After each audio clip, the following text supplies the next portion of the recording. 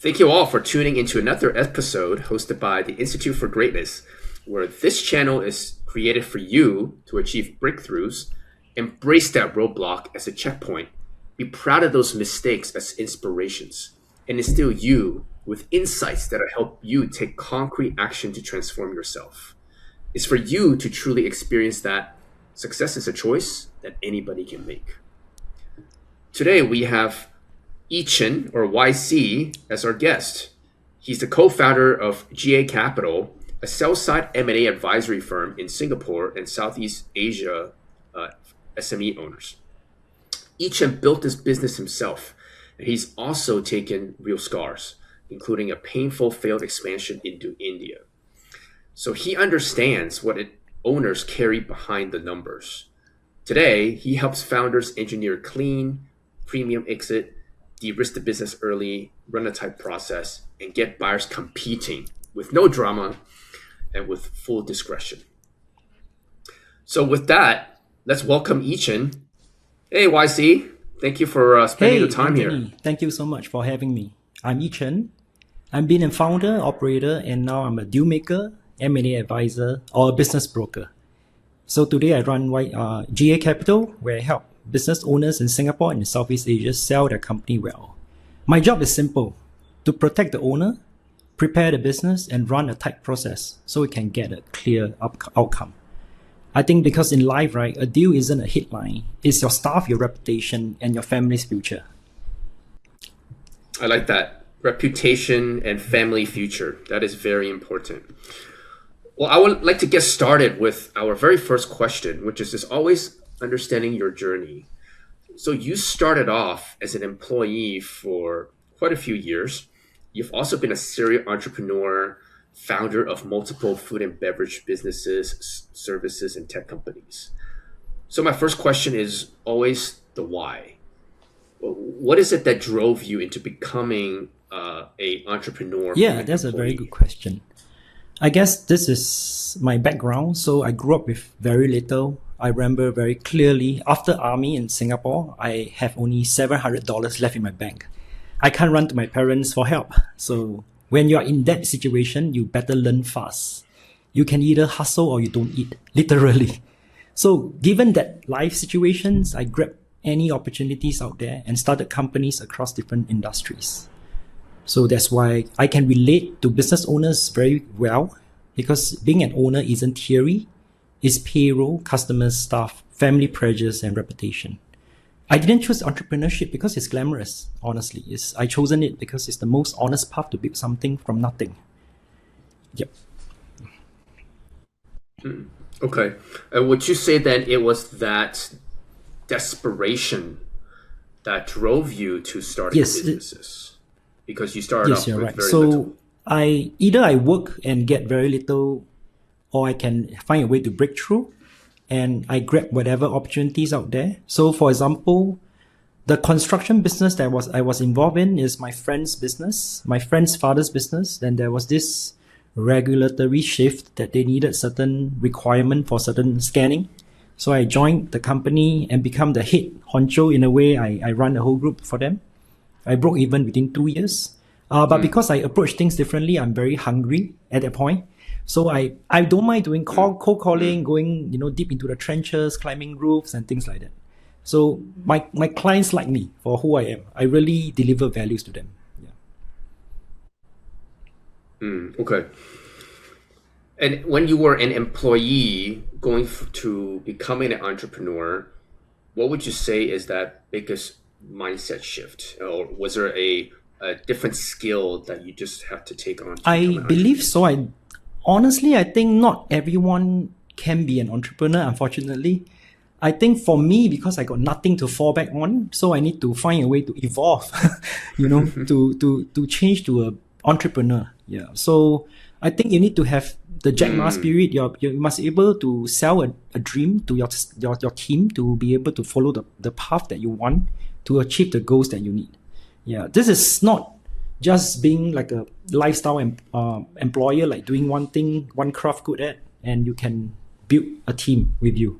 Yeah, so that's something that I think now it's much more easier, right? With all the resources, you can learn from Mark Cuban and the great entrepreneurs out there.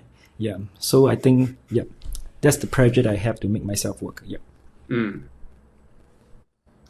I like what you say about have nothing to fall back on, because I was asked this same question just a few weeks ago, and I said the first mindset is to always to burn that bridge, cut that safety net. That's the biggest shift you need in becoming an entrepreneur. But having said that, because I just play a little bit of a devil's advocate, right? Which is because you grew up with so little and you started out with so little, that gave you the drive to start a business. But some people would say, well, that's why I got to hold on to being an employee, because that's where I get my monthly paycheck. Because I didn't have much growing up and now I have stability of a paycheck, shouldn't I just continue with that over starting something on my own and not getting a paycheck? I think that's a very good question. I think it's about like a rich dad, poor dad thing, right? I mean, if you got a so-called poor dad, right, they will ask you to take the stable path forward. So for me, I don't have both sides. I need to find my way through life. And I was given certain opportunities from my friend's dad to F&B boss that I acquired with next to no money, for example. Yeah. So I took the chance, although there's risks that I don't understand. But, you know, I'm not as sophisticated at that time. I thought it's something good that I can take on. So I just take and run. You know. Of course, on hindsight, at where I am today, I wouldn't take all these shots. I'm much different now. Yeah. I just distill everything I know to sell a company well. Yeah. Okay. Well, yeah, thanks for sharing that. So now let's go into a little bit of the industries you've been in, because you've pivoted into different industries. You were in F&B, services, tech, because a lot of people are afraid to pivot. They always fear, oh, I've never done this before. I have no knowledge in this industry. Well, how do I get in, or what's my value add, right? So how did you overcome that? I think for me, it's back to the same, nothing to lose, and I don't want to go back to my old life. So it's what opportunity comes to me, then I will go and grab it. But along the way, I learned to build systems. So for example, my cafe last time, I only need to go back once a month to do up the accounts and ensure everything works. I got a team of students. It was in NTU, for example. Yeah, so I'm able to sell the dream to pay them quite little to have an entrepreneur program with me. So a lot of students book for me, you know. Like I told you, must have the Jack Ma spirit, right? To get people to follow your direction to achieve the goals you want. And that investment I broke even within 4 months, for example. Yeah. So after that, I got a construction business, I got an accounting firm, XYZ. So it's more like when I meet someone new and I saw there's a certain gap in the market and I thought I can get in and change because I'm quite good in business development. I'll go in and say, I'll bring you customers, you just deliver the work for me. Then I build systems, a flywheel effect for certain. I got a few business solutions company at that time. Yeah. So with that, I'm able to, nothing to fall back on, and the huge desire to do better. Yeah. Okay.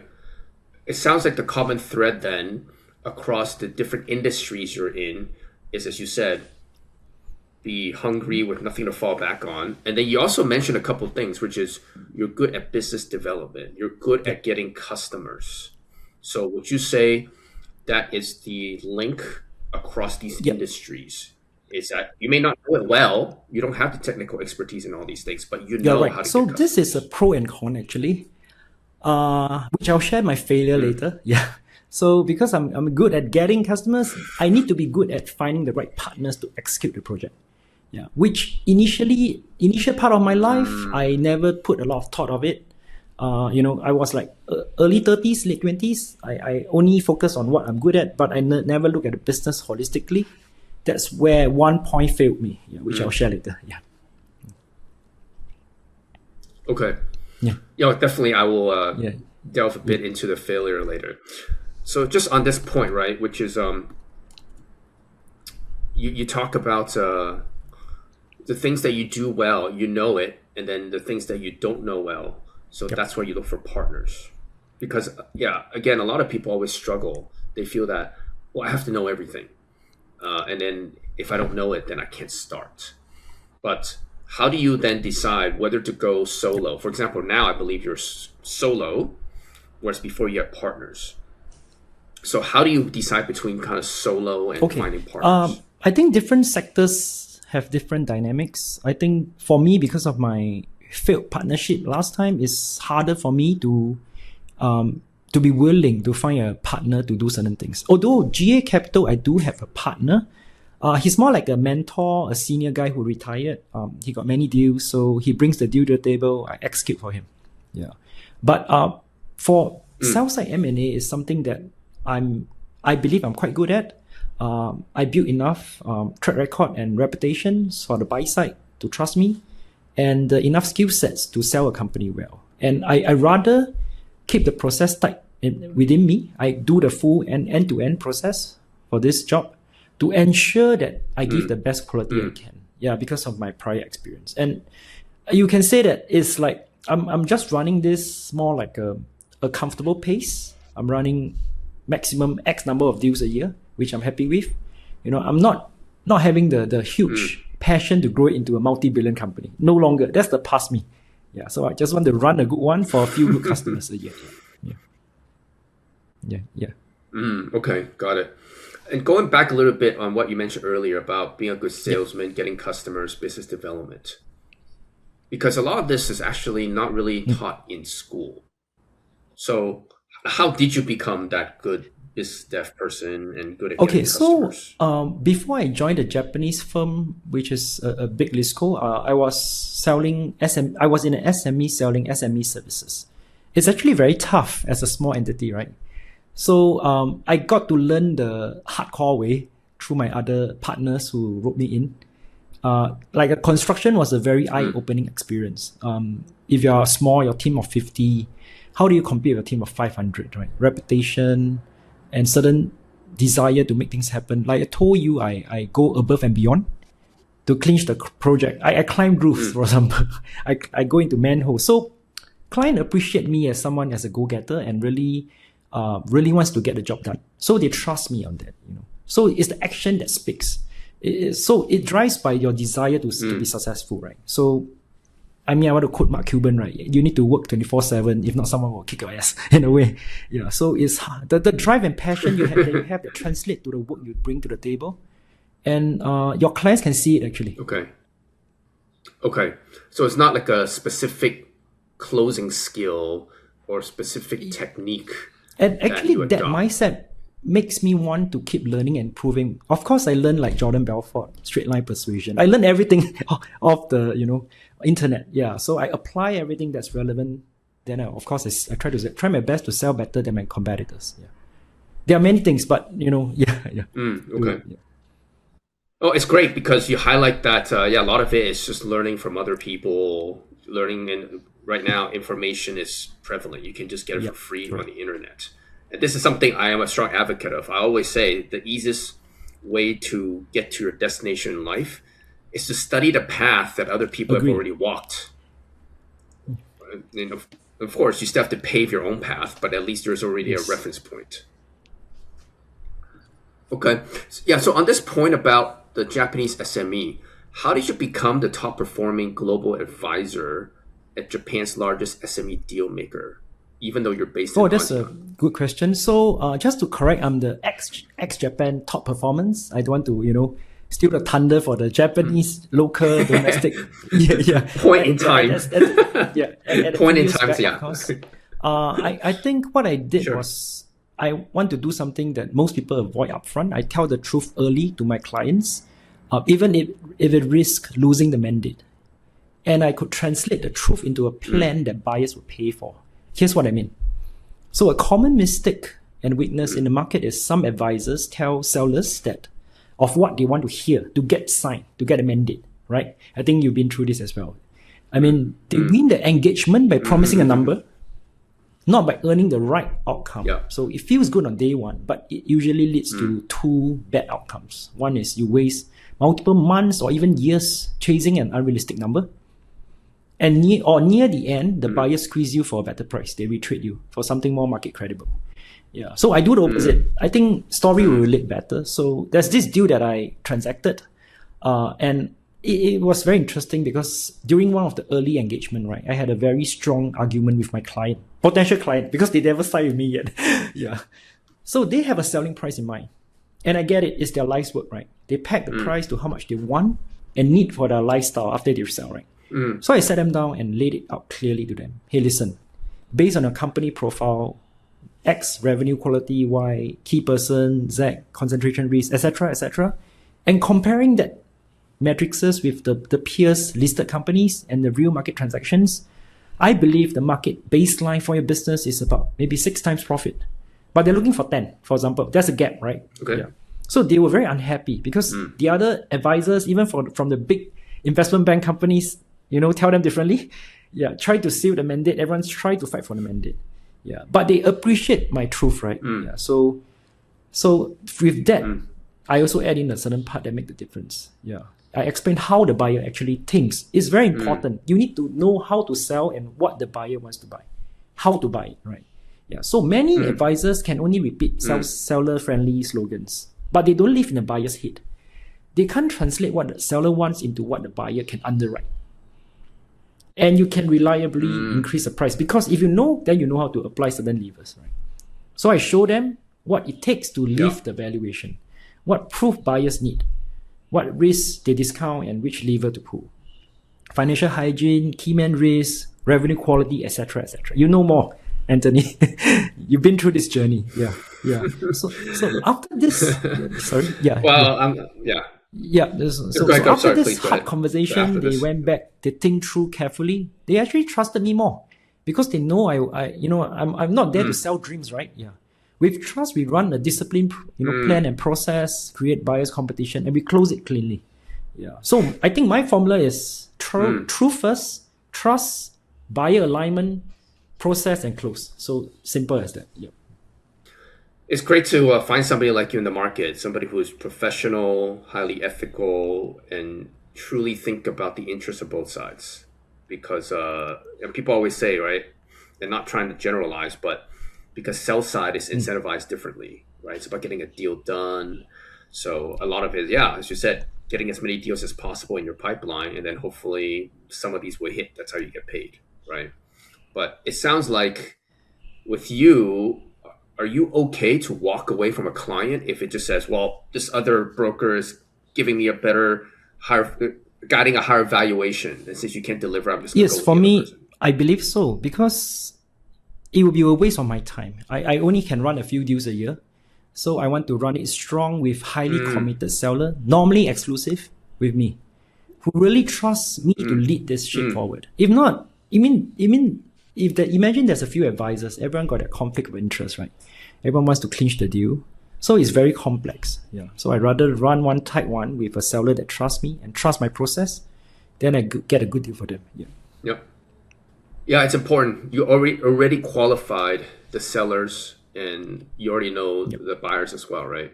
Because a lot of these advisors out there, they're looking for, well, if you're representing sell side, looking for a buy side, they don't even know the buyer. They're just like advertising online and just, it's kind of like selling a house, right? Just open house, just come in and see what happens.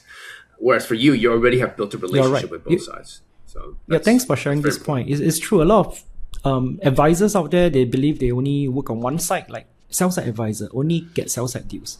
But you don't appreciate what buyers want. You don't have, like you say, a deep connection with the buyers. It's hard for you to do a deal, So, that's what I was trained in, but I act differently now. That's why I'm still able to get deals done. Yeah.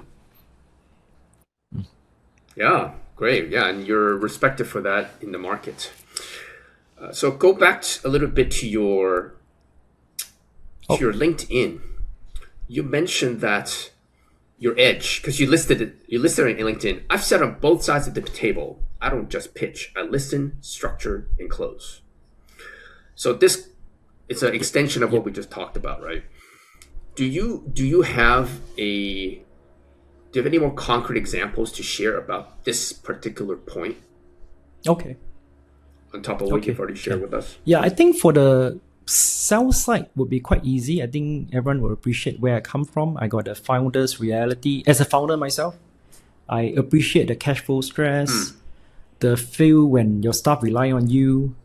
So I'm very careful on the things that buyers propose, which might sound normal on paper, but hurt in real life, like strict performance conditions, right?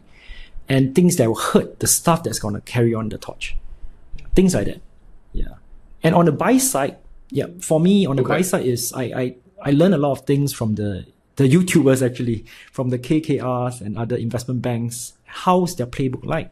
How they generate alpha, how they value create, how they think, how they buy, how they use LBOs and things like that. Yeah. So with that, right, I'm able to predict what's the offer structure they're looking at, they're comfortable with, and actually align that with the seller upfront. So it's very important to understand the next steps, so your seller will not be surprised as well. Both sides, I need to manage this. Right. Okay.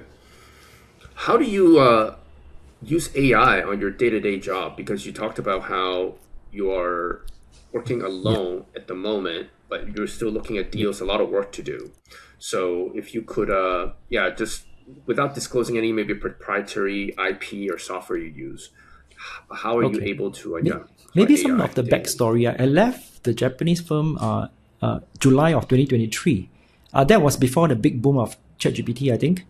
It's late of 2023. So even before vibe coding. So it took me half a year to learn Python language scripting using LangChain. I was trying to build my own automation. I think I told you my character is I'm always have this hunger to learn new things, and I know that AI is going to change the world. So I jump in early to learn this tool and write my own script in a way. Yeah. So with that understanding from a very core fundamentals of technicality, right, I'm able to always build something on my own initially and use the latest tools. I think I appreciate you on using Fathom as well. I'm also the early user. And there are many great tools out there. Fathom is just one of them, right? Yeah. So when there's a new tool, I will just embrace them and think of my work process. And I try my best to automate. Whatever you're saying, most of it can be automated, right? Yeah. The QA packs, the diligence, the bias mapping, the narrative, right? AI can write better and faster than you, Yeah. So it's much more easier to do that. Then with that, it means that I can spend my time on the most important things, right? Yeah. Negotiation, positioning, building trust with my customers. Yeah. That's why I'm able to be very productive, unlike last time. Yeah. How do you use AI to filter out deals? You mean on the buy side or the sell side? Okay. Actually, to find a bias is quite easy with AI, actually. Yeah, there are many deep research tools out there. You just put in, the Gemini, the Grok, the ChatGPT, just to name the top three, right? The most famous. You just put in what you're selling, what is the structure of the thing that the seller wants, and they will actually tell you who are the buyers, strategics to financial buyers that might help you, that might be interested in on the buy side. And on the sell side, right, I think it's always good to chase what's hot in the market. For me, I'm mostly paid once the deal is transacted. So it's important for me to have the end goal in mind. So the hot sectors are the medical, education, and tech, right? So for example, and different flavors. Now, of course, it's the AI. So with that understanding on the world view, top down, and once you know enough buyers, they will tell you what they're looking for exactly. Then you try to look for the sell side deals. Yeah. And how to hunt for it? There are many tools out there. Does AI actually guide you on how to structure a deal? Let's say you describe the deal dynamics, and then I need to mitigate this risk. How should I structure it? Does it go into detail like that, or that's when you need to use the human creativity? I think they do go into that detail. Yeah, actually, lawyers will be very challenged soon. I think. Yeah.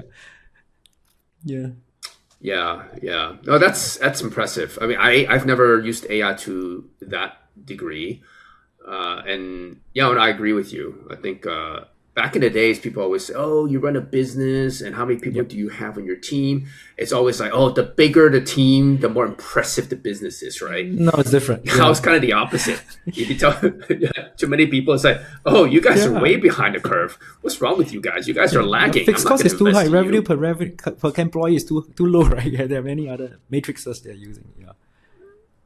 Yeah.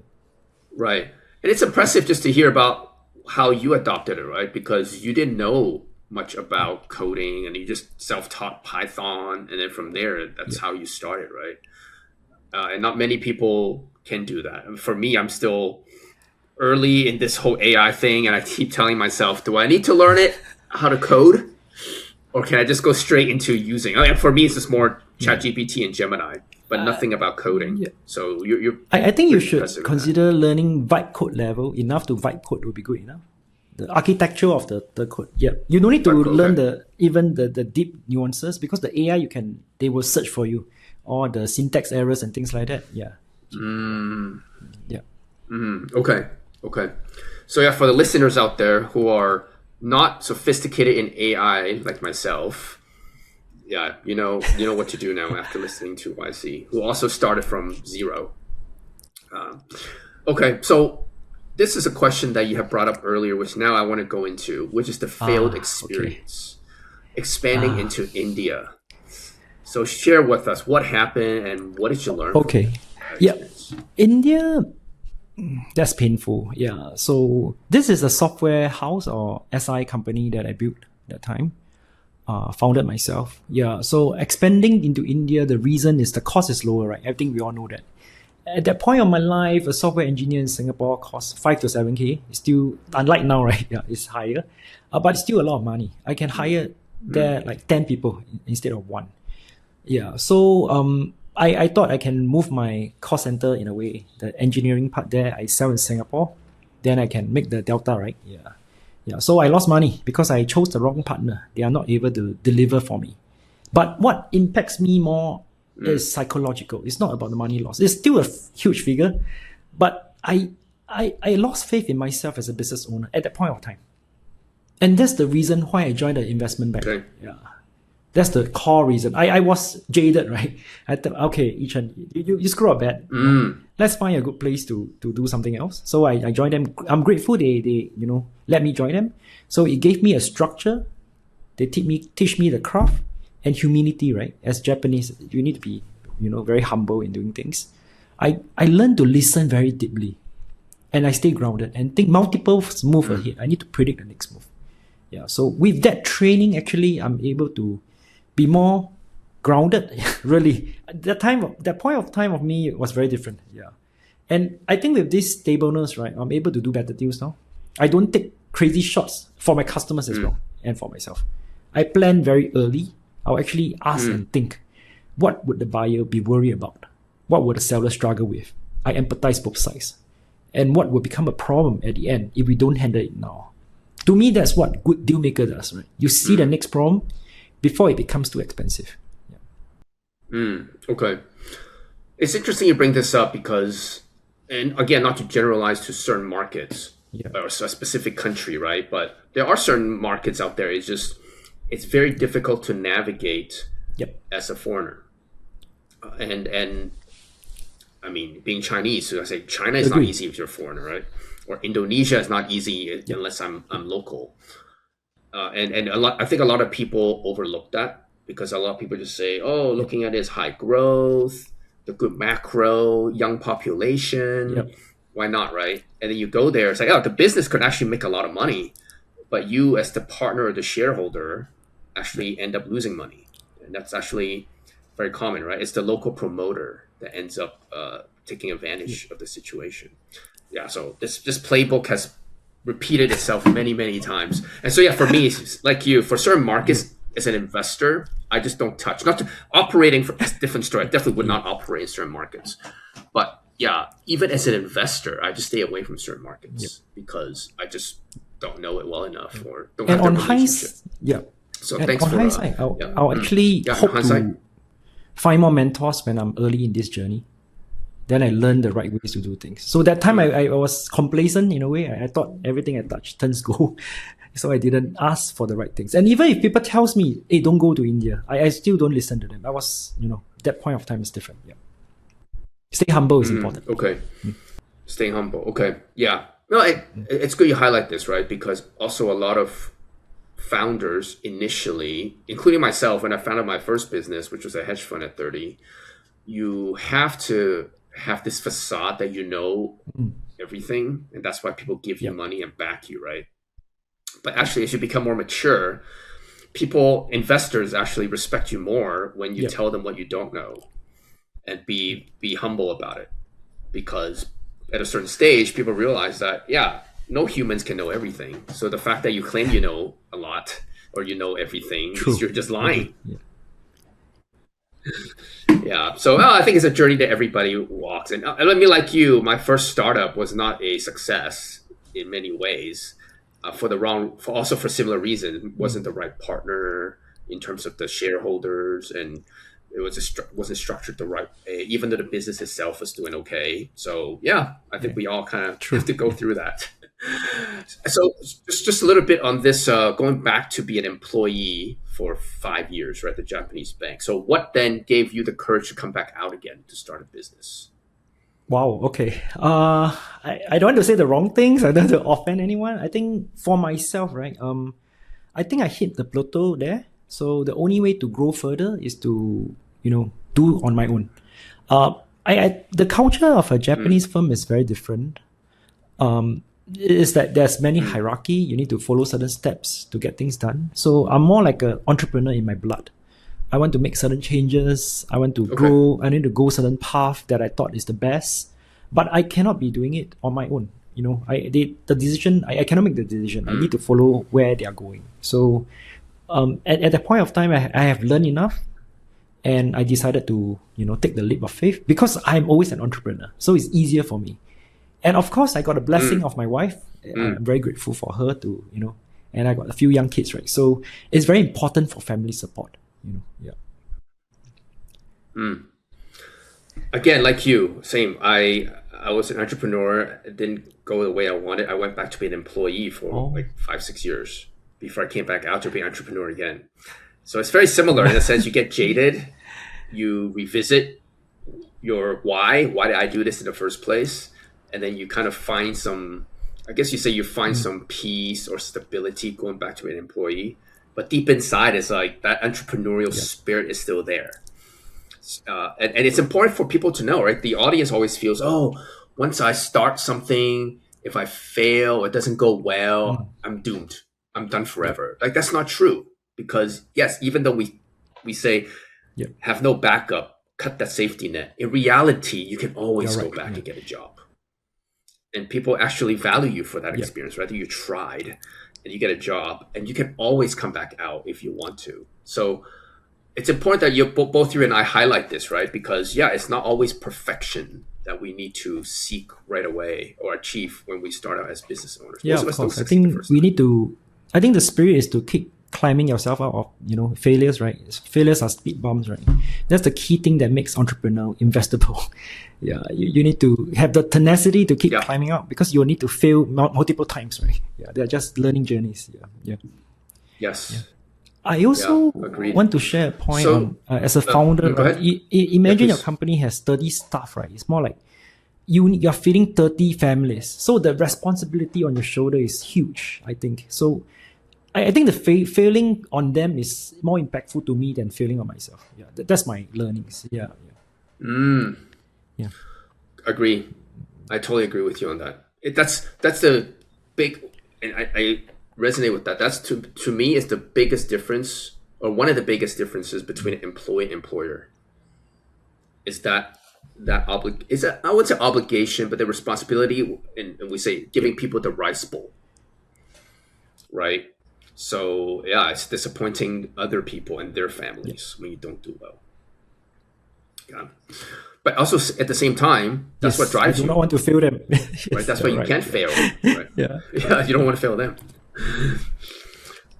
So on the point about exiting a business, so if a business owner wants to exit a business, and they ask you now, I want to exit a business, what are the key things I should put in place now or think about before it's too late? Good question. I think I like to...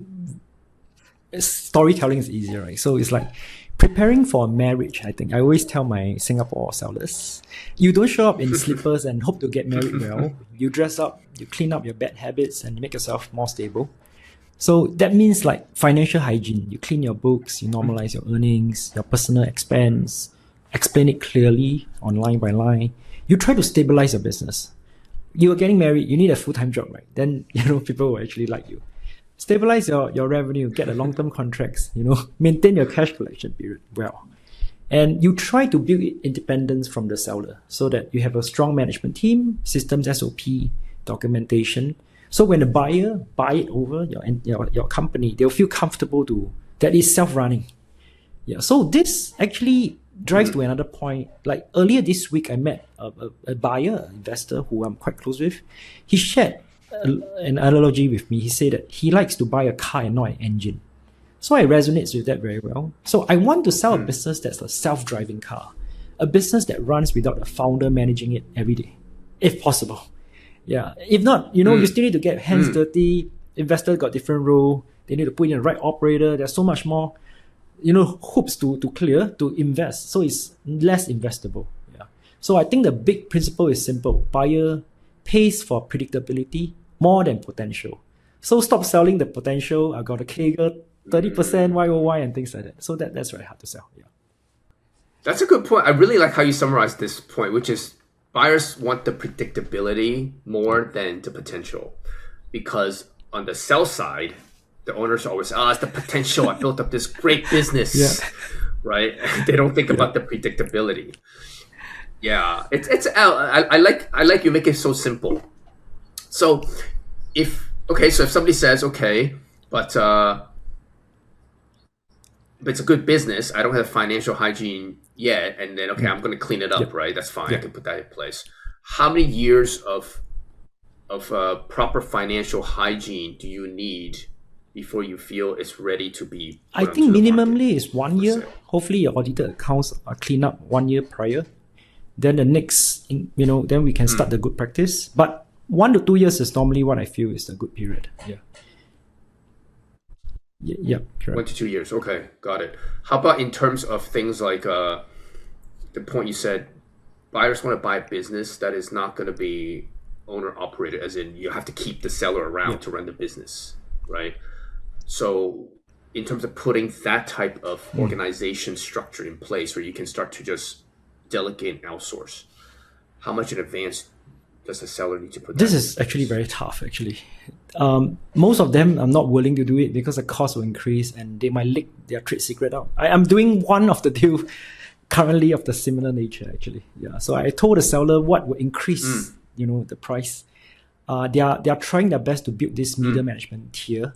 But we are not certain on the success as well. But I believe within 1 year or, every quarter you test and try, hopefully the new CEO can step up. You should be able to see some results. Yeah. And I think the expectation, you can't expect an employee to operate like you, right? To take fully on what you're doing. So you might need to hire a few, Yeah. So that's the challenge. The cost involved, the commitment from the seller, and the time involved. So they need to be ready. Yeah. So their impetus, they must have a strong desire to sell. Very important. Yeah.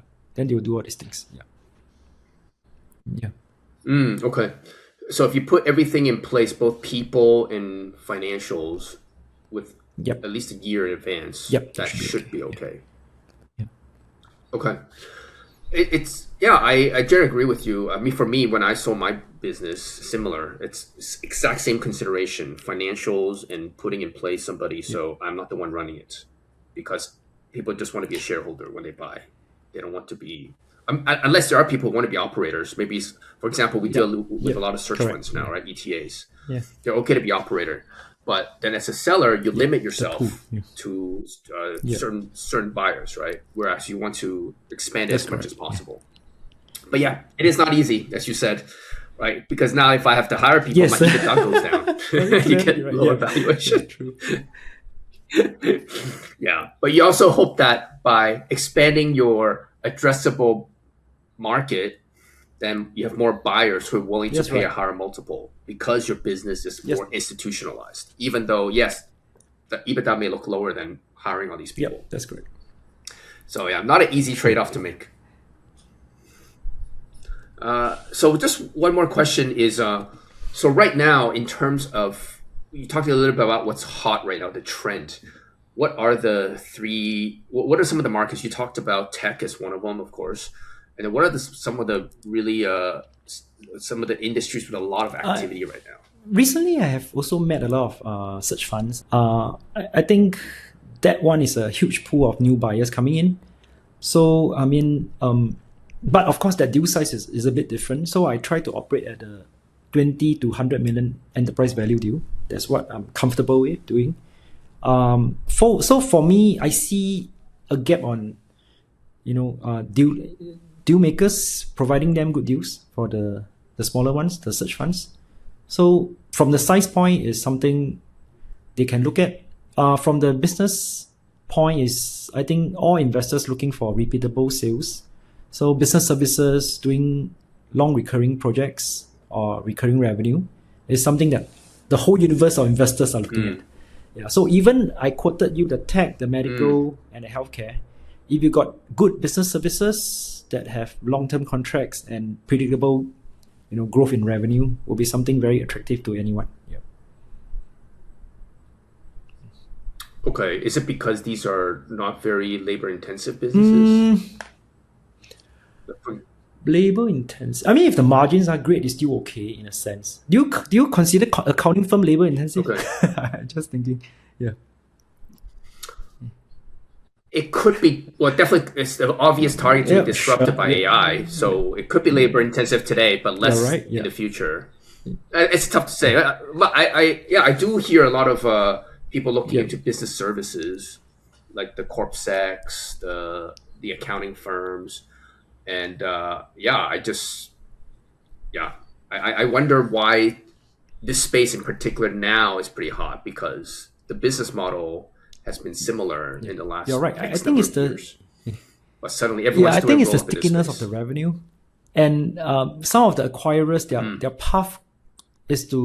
faster path is to have inorganic growth, which is acquisition, right? Organically, it's harder to acquire new customers, take longer.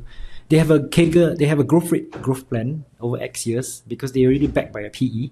So they need to operate differently and more aggressively. Yeah. And I think Singaporean business owners are typically quite old. It's like a Japan in 10 years' time. So like 50s, right? So they will eventually want to retire. Then it's who you sell it to, right? Your customer list. Yeah. So it's who can take it over. Okay. So last question is, when you wake up in the morning now, what excites you about your day? I think there are a few things. One is, of course, my kids. I work hard for them to give them a good living. Yeah, it's important. I send them to school. And if not, after that, I focus on my deals. The ones that's live, the ones that I'm trying to clinch the mandate in the process of talking to buyers. So I have a list of priorities on my deals. What do I fight for? I'm trying to get a recent one is a semicon related deal. Is 100% recurring revenue over 7 million in profit. I thought it's a very hot one. So I'm focusing my attention early next year to get this done properly. Yeah. Okay. Well, great. Thank you so much, YC. This is all the time we have. Where can we find you? LinkedIn. Your website or LinkedIn? Yeah, LinkedIn. LinkedIn's the best. Okay. Not really active now, but you can find me there. I'm actually, I respond to messages there. Yeah. Yichen, my name. Just look for me there. Yeah. Okay. Yeah. Okay. So GWEN is the last name, and then YICHEN. Yeah. Okay, great. Yeah, GWE. Okay. Well, thank you so much, YC. And yeah, that's all the time we have for today. If you want to be updated on more exciting content such as this that will help transform your life, please subscribe to our channel for Institute for Greatness. And with Thank you, Anthony. Thank you very much.